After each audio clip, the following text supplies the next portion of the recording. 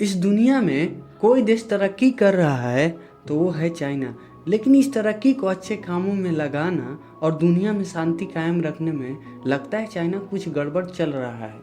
खैर, कारण जो भी हो, आज हम इस वीडियो में बात करेंगे कि आखिर क्या कारण है कि चाइना का व्यापार पूरे विश्व में फैला हुआ है। सन 1978 के बाद से चाइना ने अपने पॉलिसी में कई बदलाव किए। पहले वो भी हमारी तरह कृषि प्रधान देश हुआ करता था, लेकिन भविष्य में मैन्युफैक्चरिंग की संभावना को वो भाप लिया था। सन 1978 के बाद से ही कई नौजवान एग्रीकल्चर के अलावा फैक्ट्रीज में जाकर मैन्युफैक्चरिंग का काम करने लगे। साथ ही चाइना में छोटे छोटे गांव कस्बों में शिक्षा पर ध्यान दिया जाने लगा और 1990 तक वहां के एजुकेशन का प्रतिशत एकदम से बढ़ गया और कई नौजवान विदेश में भी जाकर पढ़ाई करने लगे और फिर यही नौजवान वापस आकर मैन्युफैक्चरिंग के क्षेत्र में उतरने लगे और कंपनी खोलने लगे। सबसे पहला सवाल, आखिर चाइना का माल पूरी दुनिया में बिकता क्यों है?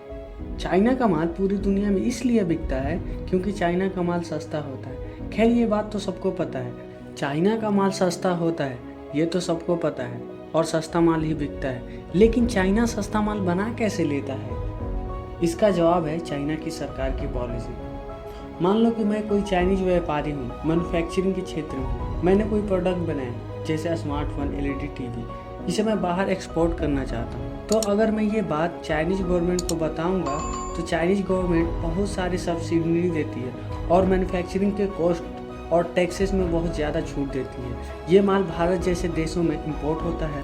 अब आपको बता दूं कि जो बाहर से माल आता है उस पर इंपोर्ट ड्यूटी और टैक्सेस लगते हैं, जिससे उनकी कीमत बढ़ जाती है। लेकिन चाइनीज माल बनता ही इतने सस्ते में है, मैन्युफैक्चरिंग ही इतने सस्ते में होता है कि उन पर इंपोर्ट ड्यूटी और टैक्सेस से कोई फ़र्क नहीं पड़ता। इंपोर्ट ड्यूटी इसलिए लगाई जाती है कि यहाँ पर बाहर से आने वाले माल से घरेलू उद्योग का नुकसान ना हो, एक हेल्दी कंपटीशन बना रहे। क्योंकि बाहर का माल सस्ता होगा तो अपने देश का चीज़ कौन खरीदेगा? लेकिन चाइनीज माल इस इंपोर्ट ड्यूटी और टैक्सेस को भी चकमा दे जाता है। उनकी दूसरी स्ट्रैटेजी यह है कि जिस भी देश में वो अपना माल बेचते हैं वहाँ का घरेलू उद्योग धीरे धीरे खत्म हो जाता है। जैसे कि आप देखेंगे कि हर जगह अभी चाइनीज खिलौने मिल रहे हैं, पर जब हम छोटे थे तब लकड़ी के बने खिलौने और कई तरह के सामान मिलते थे। चाइना के मैन्युफैक्चरर यहाँ आकर लगातार कई सालों तक कम दामों में खिलौने बेचे। लोगों ने कम दामों के चलते भारतीय खिलौनों को खरीदना बंद कर दिया और धीरे धीरे खिलौने बनाने वाले कई फैक्ट्रियां बंद हो गई। चाइना में कई कंपनियां ऐसी हैं जहां पर चाइनीज गवर्नमेंट का भी हिस्सा है, या यूं कहें कि वहां की सरकार ही इन्हें चला रही है। फॉर एग्जांपल, एलईडी टीवी बनाने वाली कंपनी TCL, इसका ऐड तो आपने कहीं ना कहीं देखा ही होगा, काफ़ी सस्ते में मिल रही है। ये जो TCL है एक स्टेट ओन कंपनी है, यानी चाइनीज गवर्नमेंट का इसमें काफ़ी दखल है। चाइना मैन्युफैक्चरिंग और टेक्नोलॉजी के क्षेत्र में इतना आगे निकल चुका है कि जिन कंपनी को हम जापानी समझ रहे थे उनका स्पेयर पार्ट्स भी चाइना से बनकर आ रहे हैं। इनमें शार्क और तोशिबा जैसे कंपनी शामिल है। तो करीब करीब हर चीज़ या फिर चीज़ों के स्पेयर पार्ट्स में चाइना का हाथ जरूर होता है। चाइनीज गवर्नमेंट बहुत चालाक है। चाइनीज गवर्नमेंट की एक नीति है कि अपना माल दूसरों को बेचो, लेकिन बाहर का माल या तो खरीदो ही मत या थोड़ी मात्रा में खरीदो, यानी मैक्सिमम एक्सपोर्ट और minimum import. For example, Facebook, YouTube, Instagram, ये सब एप्लीकेशन को चाइना ने बैन करके रखा है। इसकी जगह पर वहाँ के चाइनीज एप्लीकेशन ने ले रखी है, जैसे फेसबुक की जगह वीगो, यूट्यूब की जगह यूकू एक्सेट्रा। चाइना की एक और नीति है जिसमें वो कई देशों को अपने बोझ तले दबा रहा है। पाकिस्तान या श्रीलंका की बात करें तो वहाँ कई इंफ्रास्ट्रक्चर प्रोजेक्ट बनाने की पेशकश की, लेकिन इनकी लागत इतनी ज़्यादा है कि वहाँ की सरकार ये कीमत चुका नहीं पा रही। इसलिए चाइना की सरकार ने बदले में उनकी ज़मीनें कब्जे में ले ली या फिर कई सालों के लिए लीज पर ले ली।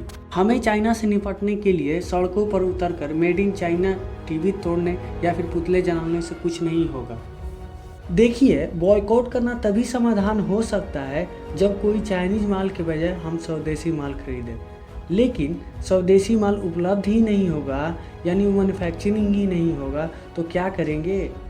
दूसरी बात यह है कि कई चाइनीज़ कंपनियां हैं, जैसे टीवी बनाने वाली कंपनी टीसीएल का ही उदाहरण ले ले तो ये अब इंडिया में मैन्युफैक्चरिंग की फैक्ट्री खोल रही है। अब इससे होगा ये कि लाखों हिंदुस्तानियों को रोज़गार मिलेगा। इसको बायकॉट करने से हम हिंदुस्तानियों को ही नुकसान है, ये मेरा मानना है। It's my personal opinion. Modi ji ने कुछ साल पहले मेक इन इंडिया का नारा दिया था और मैन्युफैक्चरिंग के क्षेत्रों को सुधारने की कोशिश की थी, लेकिन उसमें कुछ ज़्यादा सुधार नहीं हो पाया। अब चाइना के साथ बॉर्डर पर जो कुछ भी हो रहा है, उसके बाद अब हमें मैन्युफैक्चरिंग के क्षेत्र में तरक्की करना बहुत ज़रूरी हो गया है। ये वीडियो आपको कैसी लगी कमेंट करना मत भूलिएगा, और इस चैनल पर नए हैं तो चैनल को सब्सक्राइब जरूर कर लीजिएगा।